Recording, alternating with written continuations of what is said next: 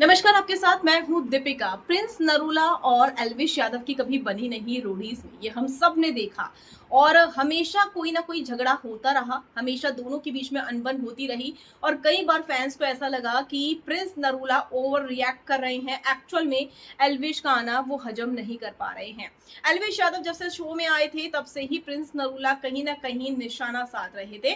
और एल्विश कुछ भी बोले वो प्रिंस को अच्छा नहीं लगता था और दोनों के बीच में खींचतान बढ़ने लगी। और अब ये खींचतान तो बहुत ज्यादा बढ़ गई है क्योंकि प्रिंस नरूला का फिर से एक और झगड़ा हुआ एल्विश यादव के साथ, जिसके बाद एल्विश आर्मी उन्हें ट्रोल करने लगी। और इसी पर आ गया है रजत दलाल का रिएक्शन। चलिए बताऊंगी आपको क्या कुछ रजत दलाल कह रहे हैं।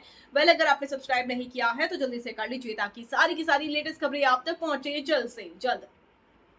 रजत दलाल ने वीडियो पोस्ट कर प्रिंस नरूला को बहुत बड़ी बात कह दी है और वो वीडियो मैं आपको सुनाने वाली हूँ। आप खुद सुनिए क्या कुछ कह रहे हैं रजत दलाल। भाई पहले तो सारे भाइयों को राम राम।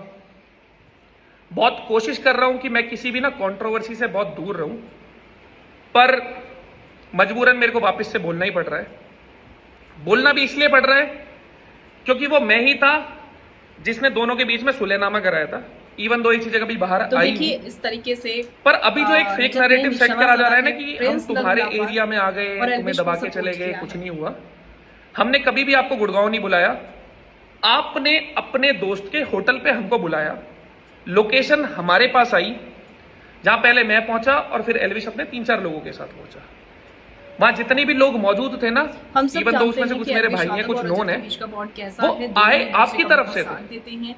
और जो आप तभी इतना दिया बोल रहे हो था ना, मैं जब ये कर दूंगा वो कर रजत दूंगा, बिग बॉस एक के बंद घर के कमरे अंदर में, मतलब बंद कमरा, गेट बंद नहीं था, बंद ही था ना, एक कमरे के अंदर अगर हम बैठे हैं और वहां सीसीटीवी नहीं है, एल्विश और मैं सिर्फ 2 जने थे और आपकी तरफ से 15-16 लोग थे और बहुत सारे उसमें लोडेड ही थे।